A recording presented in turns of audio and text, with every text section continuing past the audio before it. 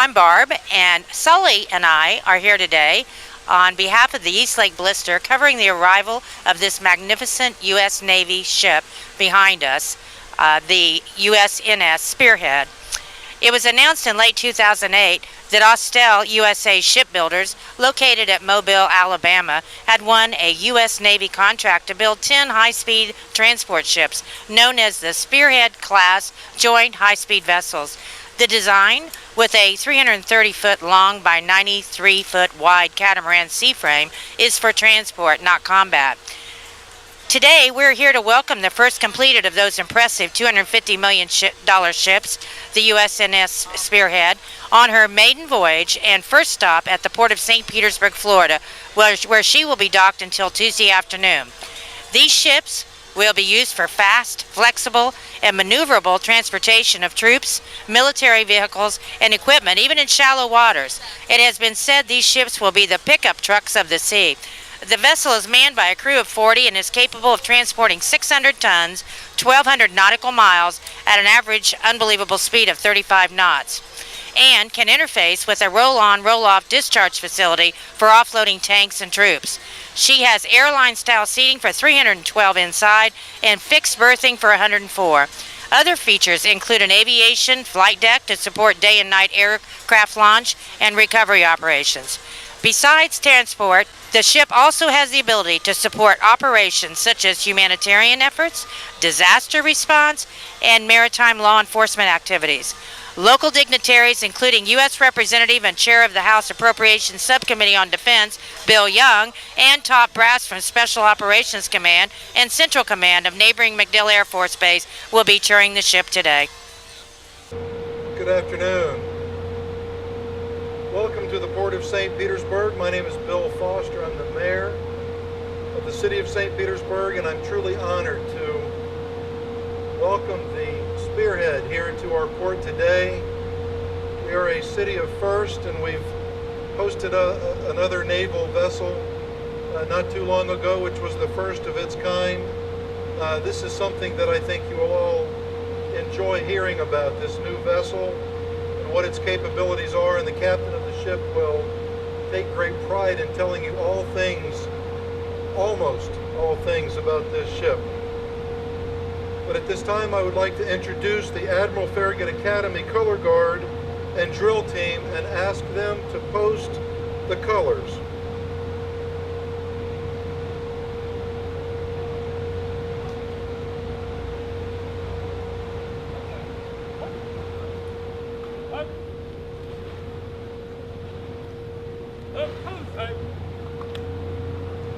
At this time, I would like to invite up Cadet Lieutenant Nick Orsello, drill team commander, to lead us in the Pledge of Allegiance.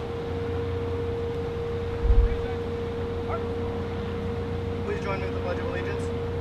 I pledge allegiance to the flag of the United States of America and to the republic for which it stands, one nation, under God, indivisible, with liberty and justice for all.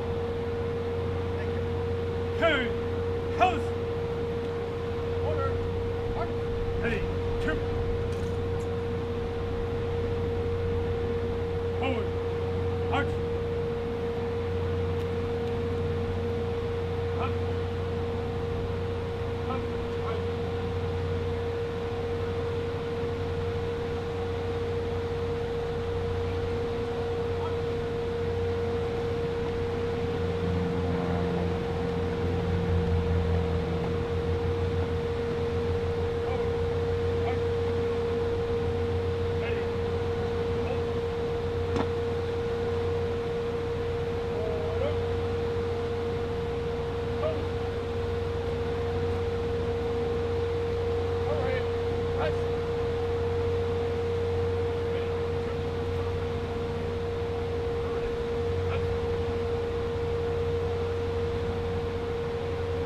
To say thank you to the Admiral Farragut Color Guard team, please give them a round of applause.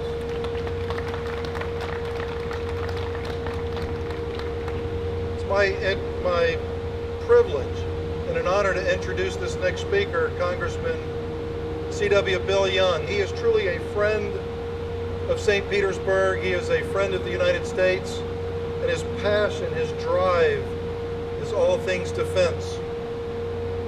And I always knew that this congressman, the congressman for most of Pinellas County, I always knew he was a rock star. But I didn't know how much until I was at a function at MacDill inside of Central Command, and there were all of these stars on sleeves and things like that. And Admiral McCraven and General Mattis couldn't get through the crowd fast enough to greet this gentleman. And when you know that he has earned the respect of our top military, you know that he is somebody that is absolutely regarded. And you'll see buildings across the street with his name on it. He loves the city of St. Petersburg, Pinellas County, and he has served in the United States Congress longer than anybody else there, and he is ours. So please help me welcome Chairman Congressman Bill Young.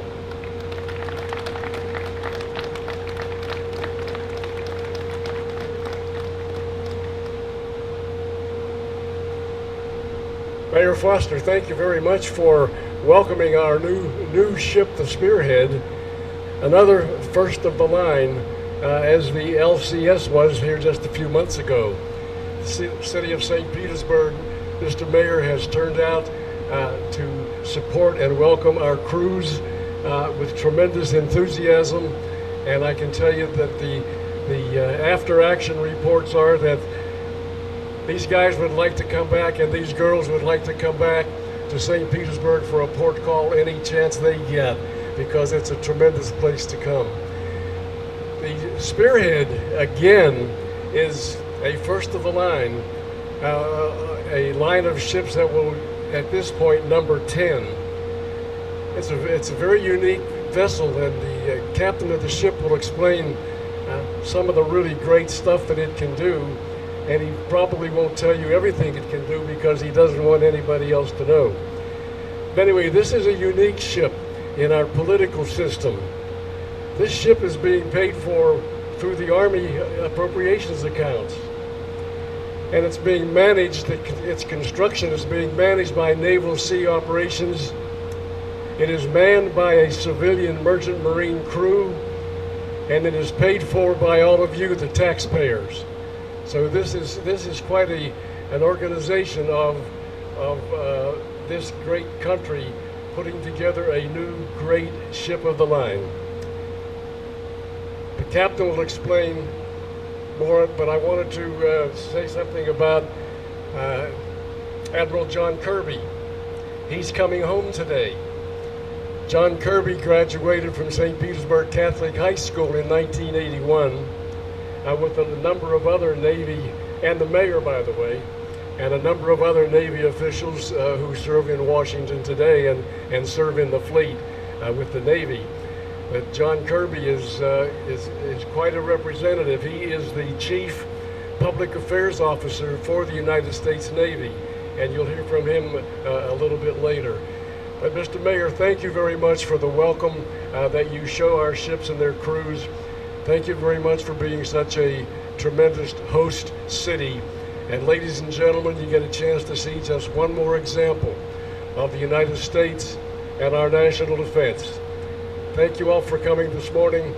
We look forward to having you a chance to learn more about this great ship later on today.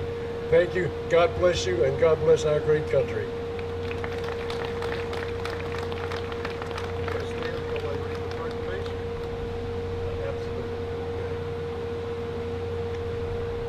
I'd like to invite Captain Cassavant up while I read a proclamation and present a key to the city. I also like for all of you to welcome John Strauss and the Remember, Honor, and Support organization for their work in bringing this beautiful vessel to the city of St. Petersburg. John, wave. There he is. Please welcome him.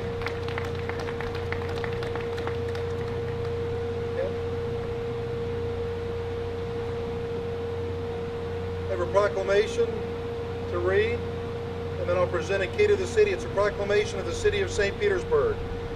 Whereas the USNS Spearhead is the first of the Navy's joint high-speed vessels designed for rapid intra-theater transport of troops and military equipment. And whereas flexibility is a key attribute of joint high-speed vessels, allowing the main area of the ship to be reconfigured quickly to adapt to whatever mission the ship is tasked with. And whereas the USNS Spearhead is designed to be fast and maneuverable, even in austere ports, making it ideal for transporting troops and equipment quickly within a theater of operations. And whereas the USNS Spearhead can provide additional support to counterterrorism and irregular warfare missions at sea and ashore, providing additional options to deter, influence, and win in an era of uncertainty. And whereas the United States Navy has chosen the Port of St. Petersburg to be the USNS Spearhead's first official working port visit. Thank you, Chairman. And whereas the City of St. Petersburg expresses its gratitude to the United States Navy and to Congressman C.W. Bill Young for bringing the USNS Spearhead to our fair city. Now therefore I, Bill Foster, Mayor of the City of St. Petersburg, do hereby proclaim Sunday, February 10, 2013 as USNS Spearhead JHSV1 Day in the City of St. Petersburg. And I ask all citizens to join with me in welcoming the USNS Spearhead and the proud men and women who serve our country. Captain.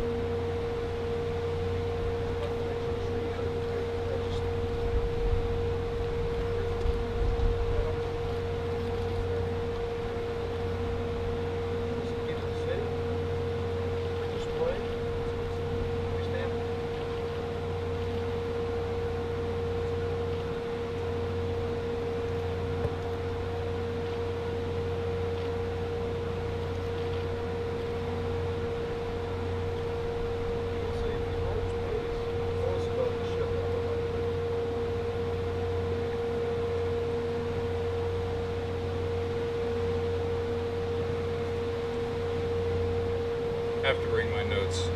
I don't do this very often. So, okay, Chairman Young, Mayor Foster, I just first want to say thank you very much for the warm welcome you've shown towards my ship, my crew, and myself. Very proud to be here, City of St. Petersburg, representing the United States Navy Military Sealift Command and the USNS Spearhead.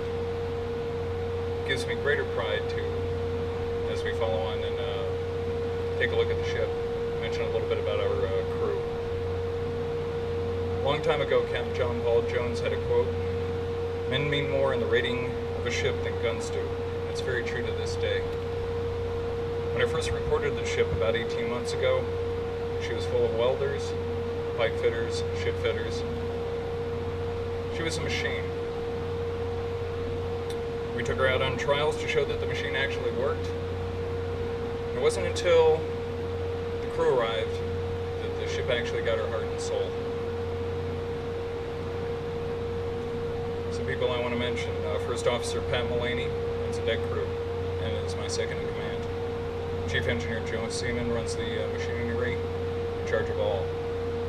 Communications Officer Mike Butler and Supply Officer Michael Wine taking care of all the rest of us.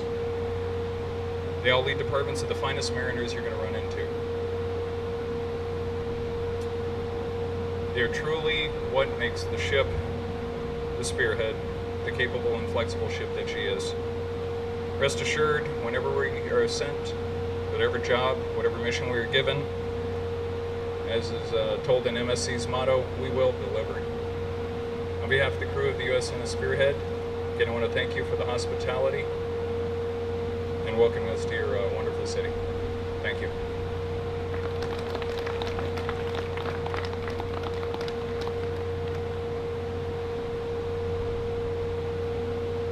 I would now like to introduce Rear Admiral John Kirby, Navy Chief of Information, who, as the Congressman said, is a native of the City of St. Petersburg, a graduate in 1981 of St. Petersburg Catholic. Now, I was telling the Admiral that I too was an 81 graduate of Northeast High School. And in 1981, when you were a senior, you either minded your manners or you hung out at the drive-in or the McDonald's parking lot. I hung out at the drive-in and the McDonald's parking lot. The Admiral did not.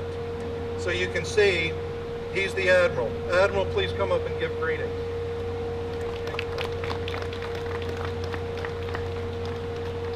What a great day to be home. When I left Washington this morning, it was 30-something degrees and cloudy and threatening rain, and just to be here, just an unbelievable thrill. So I'm really, really happy to be here.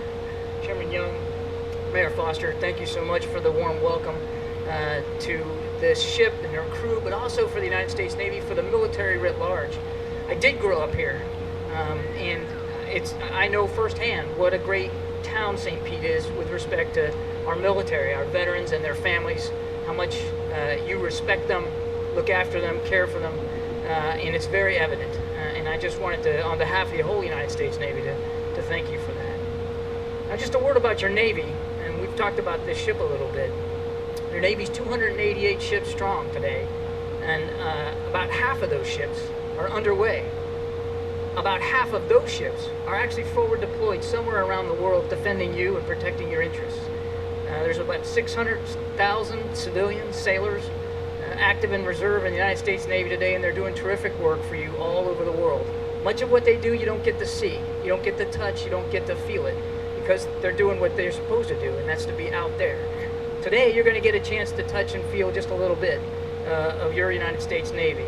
This ship joins a family of those ships and those capabilities that we're putting forth for you. But one last word about why we're able to field and put to sea vessels of this capability, this speed, this maneuverability, and that's in no small part due to the man sitting here, Chairman Young. The mayor was right. He thinks and does everything defense. But I think, at least I want to think, he has a special little place in his heart for the U.S. Navy. There's nothing we're putting to sea today, no capability, no ship, no aircraft, and there's nothing on the ground in Afghanistan right now helping our troops survive and to win your wars for you that Chairman Young hasn't had an important key role in getting to the field or to the fleet. And we just couldn't do what we do for you without his leadership. So, sir, thank you very, very much. Now, that's the tangible part of his leadership, the stuff like this that you can see and touch today. But there's an intangible part that I want to address, too. And this doesn't just go to the chairman's leadership, but it goes to Mrs. Young's leadership as well. Countless hours they spend with wounded troops and their families in hospitals, in hospices, making sure that they get the care and the attention they need. Countless phone calls and emails do they both take, and take them directly, personally, and try to deal with the issues that these troops and their families are dealing with. Sometimes we in the leadership find out about this, but I'll tell you, most of the time we probably don't, because they're not looking for that kind of attention. They're just looking to solve problems and make integration, the reintegration of our wounded troops and their families back into society just a little bit easier. And countless tears I know they've shed at bedside and graveside with those same families. So I would like a big round of applause, please, for the chairman and Mrs. Young for all that they do for our troops all over the world.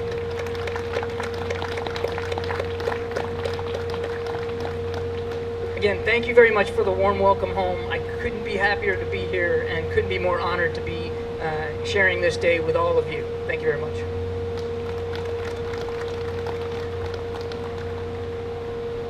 Our last speaker today, I'm privileged to introduce Captain Sam Norton, the Commodore of Military Sealift Command, Atlantic. Captain.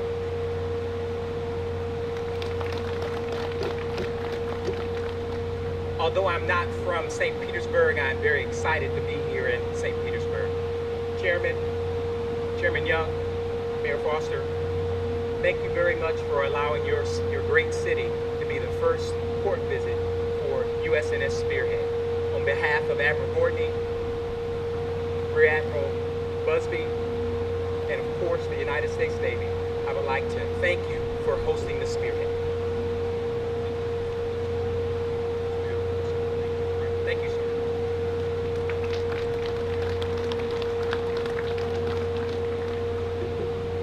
Well, this concludes concludes the ceremony for today. Thank you all for coming out. I would like to recognize Florida State Senator Jeff Brandes, who just joined us. Please welcome him.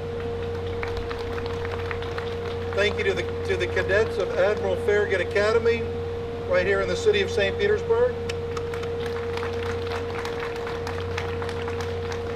And to all of you who came out here to support not only this first visit, but for all of the endeavors of the United States military as they put their lives on the line every day so that we can have days like today.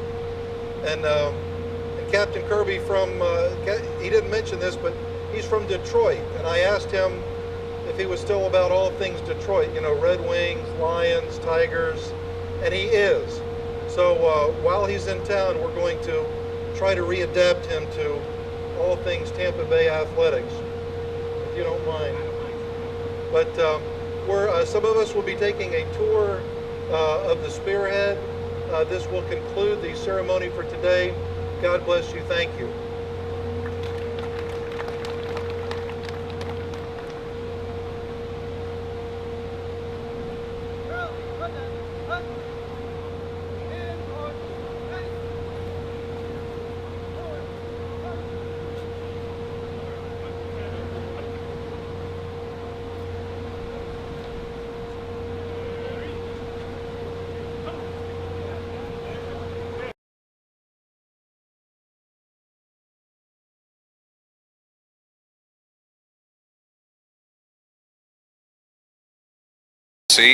Just because we can do so many things.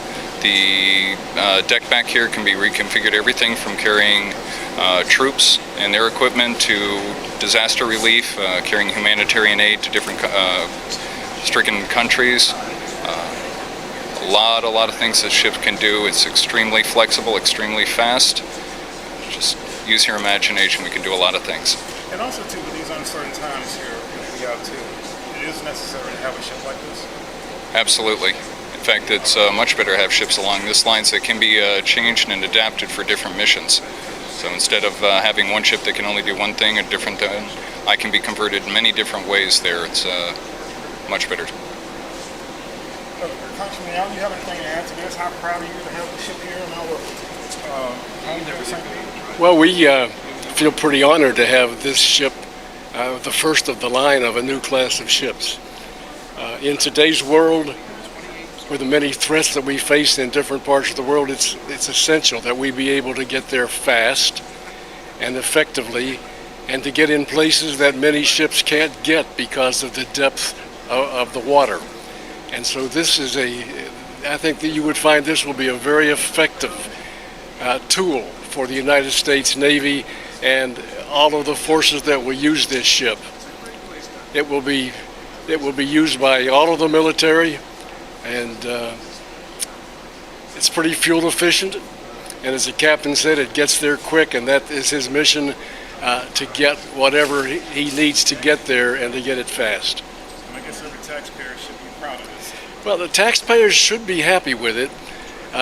It cost a lot of money, but compared to other ships that don't even have this much capability, I would tell you the basic cost for this ship is $185 million. Now that's a lot.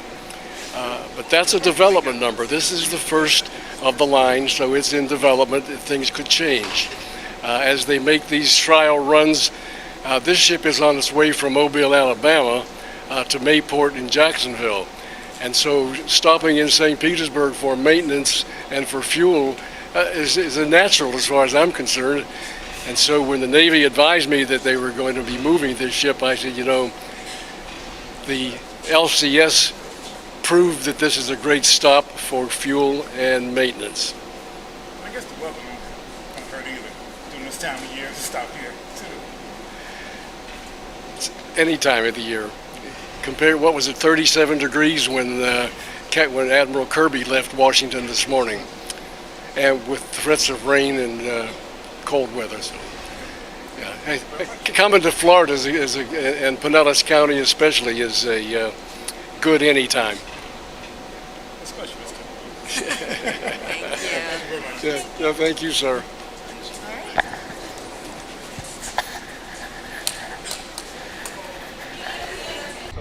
about those as we go down the line. But you see a lot of these little caps. Please watch your footing as we're watching through them. And with the underneath those, the exposed ones up forward, is tie-down locations. So whatever you got, I can carry it. I carry all the tie-downs and binders. Whatever you happen to have, I can carry it. So, all right this way, please. One through here, you can see the white paneling on the side. It's not for aesthetics, it's actually a fire balance. It protects us because inside the space you can also carry the ammunition label.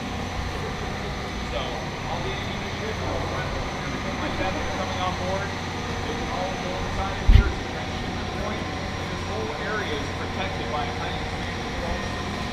This is one the first time this was developed onto a Navy ship. They've been using them in aircraft hangars for a little while, but these large boxes that you see on the corners, they emit a high expansion foam. We use seawater mixed with the concentrate through a bunch of fire pumps and mixing stations, and they'll pump out enough foam to fill this entire bay to the roof in just over 2 minutes. Suppress any chance of fire in the area. Yep, literally suffocated. So.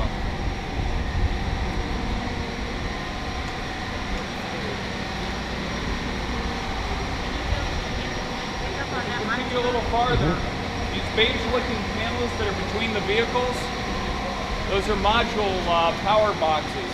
So if we do bring on board a hospital module, communications modules, any of these different portable module units, there's power, communications, and secure communications available to those modules. It's not just restricted to this area. As many modules as you can fit in here. I got 20,000 square feet and up to 600 tons. Any combination inside of there is what we can carry.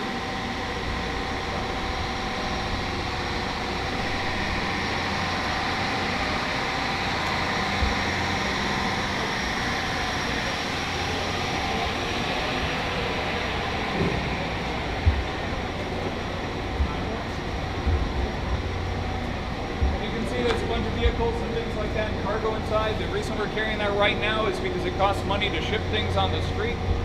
By truck, so we're carrying them for back up to Virginia. It's a free ride. Save some more government money. Big CLT is a container load trailer, and that'll pick up those 20-foot containers, hydraulically push the wheels underneath. You can take them ashore. It'll travel off-road. It's used for moving mission modules all over the place.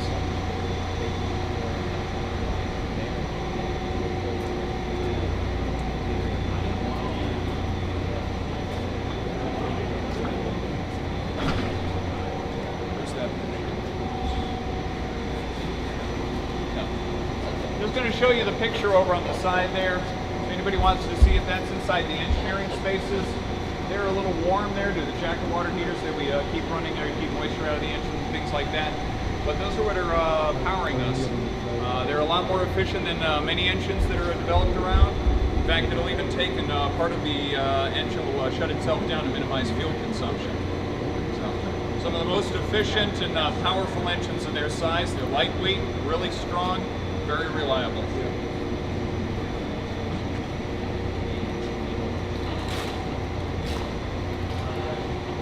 Next part, we're going to go up through the steps a little bit there and move into some spaces, get up inside the area where all the personnel will be staying when they come on board. What's the height? 15.8 feet. 15.7, I might be off by a hair. So. Please be careful with the door as you're opening it up and stuff. It's a very heavy door, and it's another part of our fire retardant system. And also watch your ankles. There's a high step there right on the top. Foremost area on the ship, the bow. Normally you get a little pointy bow. We actually have two separate catamaran hulls under here. Does a lot of things for the ship, so I'll just use this space to talk a little bit about it. The ship with the catamaran hull, we can get more cargo in, we have more usable space in the middle, we have more buoyancy, more reserve stability, and as far as normally ships rock and roll all over the place, we don't have to worry about this on a catamaran type hull. So, in addition, when you look up in the two bows, port and starboard, there's mounts for weapons for security. So, If anybody wants to take a quick walk up there, just please limit yourself to 2 or 3 people at a time, and please stay away from the rails there. I don't need paperwork. The wake that you generate. So that's what happens on motorboats there. You get in, you crank up the engine, and you're just kind of snow plowing until you get up over that little hump. That's what we're doing on here. So we're still in the water. We're not, getting up on top of it and stuff, but we're outrunning our wake, which is where the resistance is. Once we get over that point, that's when we can get even more speed out of it. Is there a chance of flipping? Honestly, no. Standard ships will run around without getting into ship stability there. 4 to 5 foot of riding arm. Mine's about 68 feet. So, I suppose. I was just thinking the speed and there is a way that if I get hit with a wave, large wave heights coming from astern there, that can cause us to capsize. Only we surf right down the waves, but I'm fast enough. I'll run the storm. So. You can outrun the storm. Yeah. Yeah, I see that. Yeah. You don't flood any tanks or no ballasting system at all. Just actually, I move a little bit of cargo around using the forklift. So. Everybody should have one. They're so handy. You got to go to 185 million. Yeah. King Kamehameha School. You graduate from that. For Marine Academy. New York Kings Point. Excuse me. At Kings Point. Yes, sir. Very clear for a second.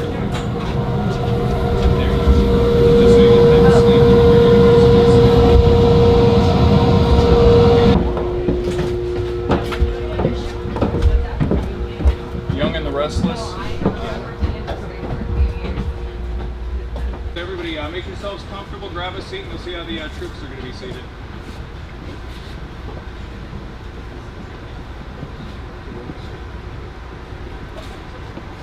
Now, if you feel like you're in an airplane right now, it's very, very similar. On your right-hand side, there's a little push button. You can recline yourself on back. There's a tray table in your left side armrest.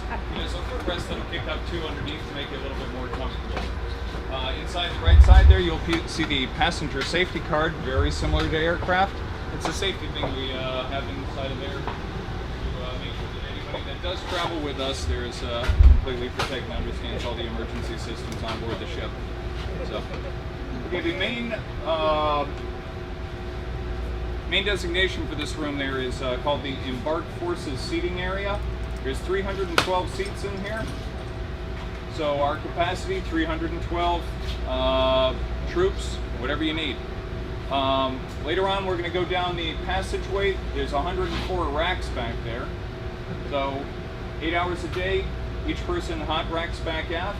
They get 16 hours out here, 8 hours back in the racks. And we can hold them up to about 4 days or so for inter-theater transport. So in that time, we can get them loaded, move up to about 1,200 miles at 35 knot average speed, get them offloaded and ashore. Not too bad. Lots of TVs up here. Part of it is entertainment. Right now we get it in entertainment mode there, and hopefully they're still showing our videos. This one is available on YouTube. And these are shots of us during the builder's trial. The other thing we can use is the little gray box that's on the side. There's a microphone, a jack for external video for computers, and you can use this whole area as a training area, and everybody will be able to see and hear what you want to do, conduct training on. The racks up in the front here hold up to about 350 rifles, 350 handguns, plus long arms. So whatever embarked forces come on board, all their personal weapons can be stowed up there. There's baggage areas up across the front and more storage inside the staterooms back aft. Do you have the capability to fuel the sea, so yes, sir. Extended range? When we do go up to the flight deck, we'll show the location where the fueling station is. So. Cool. Not bad. Alrighty. Hopefully everybody's kind of comfortable, but now we're going to kick you out of the chairs. So. Give here.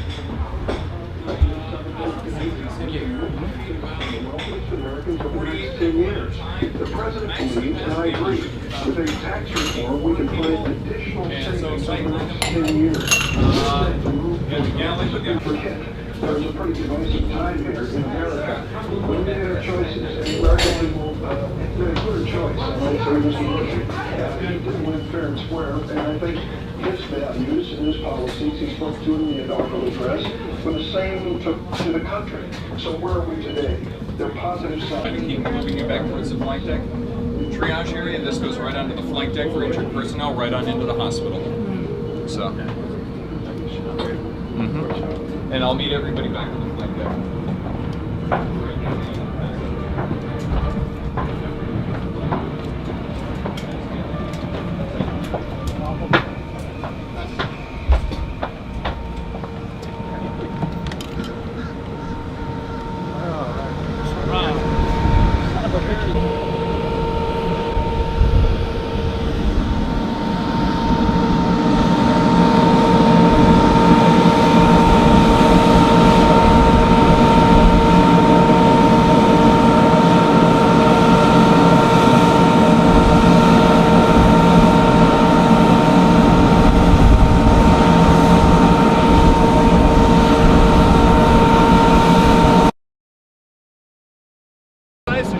It is actually a pretty large flight deck.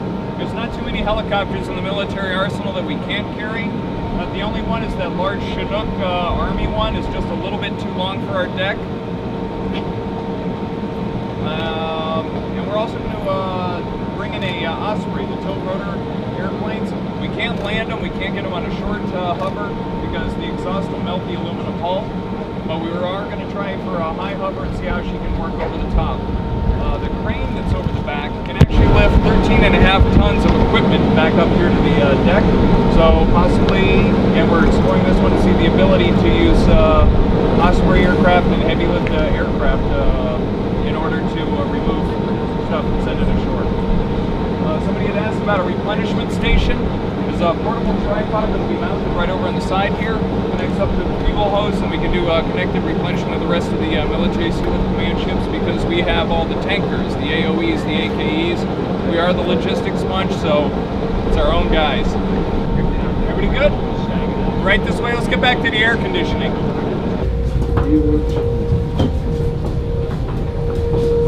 Cleaning crew coming through. Right on in here. This is where the troops live.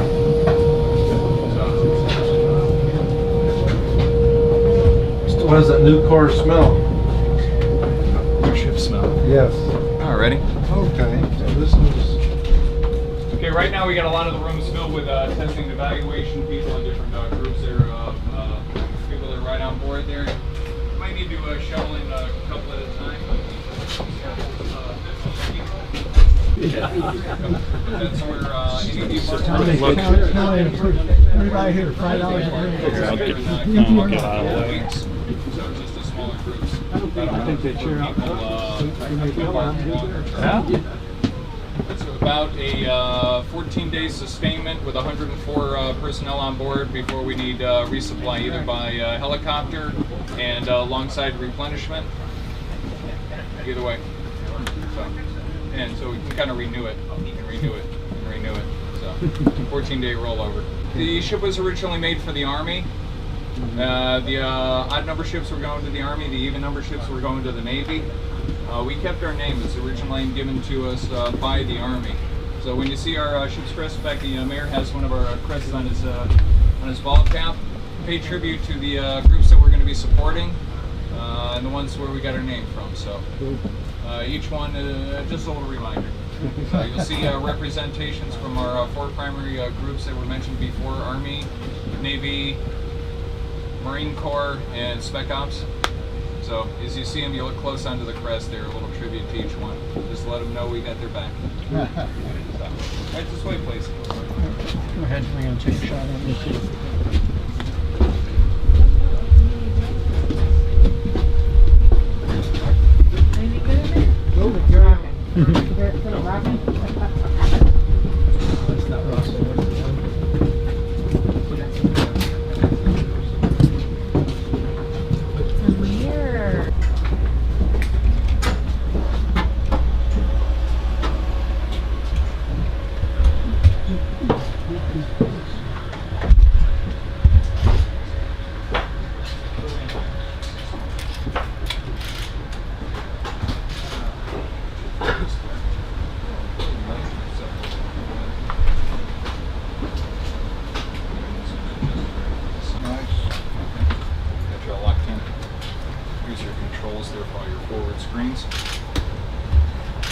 I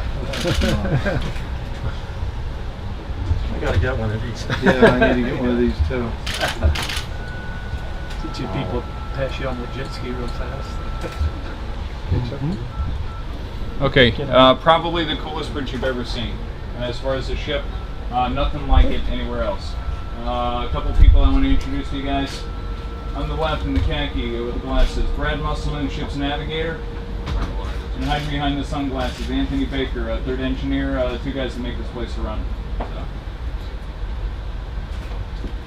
All right, we got everything.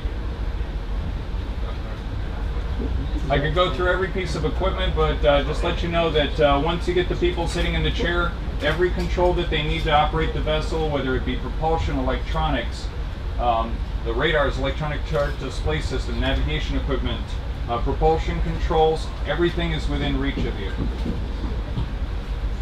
Very similar to a cockpit of an airplane when you're flying, and honestly this thing when it gets up on plane with our wings, it's actually the ride control system. When we go up on plane, it feels like a ride in an airplane. Normally the engineers are down in the engine room where it's hot. Listen to all the noise. Our engineers are up here.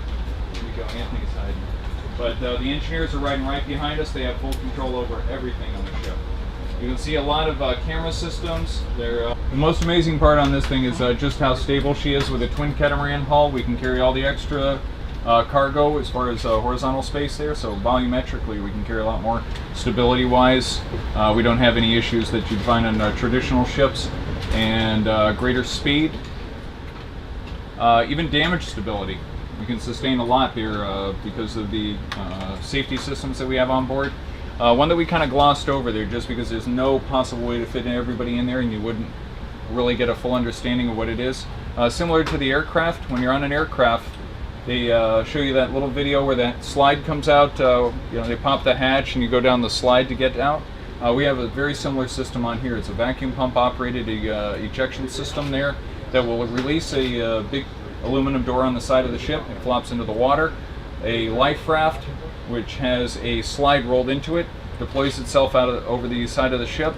It has two chutes, kind of in a pyramid shape, and it inflates a 100-person life raft at the bottom of it. And there's two more 100-person life rafts that are on the side that we can deploy as well. And they'll link onto the first life raft. So I have three 100-person life rafts in a line, two chutes coming down, or two channels on a single chute coming down, and we can evacuate 354 people, which would be our max complement, in about 17 minutes. Are they automatically linked or they be manually linked? Manually linked and remotely deployed from either the bridge wings or down in the station. So. What would be the time that you could spend on those reps? 10 days, 15 days? It's based on the food and water, and if you're taking, according to the pills and everything like that, you got a few days. There's also a little fishing kit and things like that. But in the meantime, that little console that's behind the gentleman in the burgundy shirt is an emergency communications console. The emergency push buttons are up forward, and they're going to wake the Commodore up. He's got me covered. So, and it runs off medium frequency, high frequency, VHF, and satellite channels. So, cool. More questions? Those were easy ones. What do you really want to know? Okay, we're going to sneak our way back to the flight deck.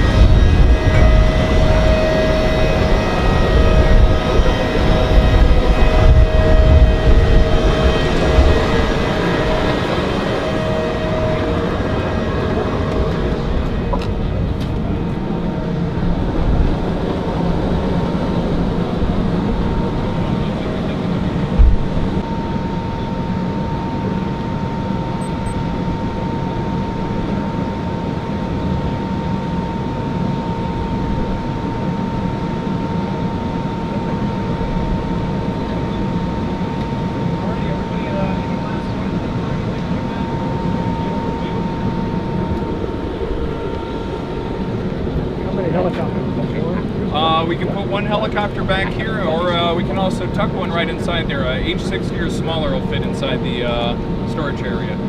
Really? Oh, I'm sorry. It's a pleasure. Let me walk you guys out there. Let's get back inside the shade. The last part you'll notice as we're going by is another mount for a deterrent.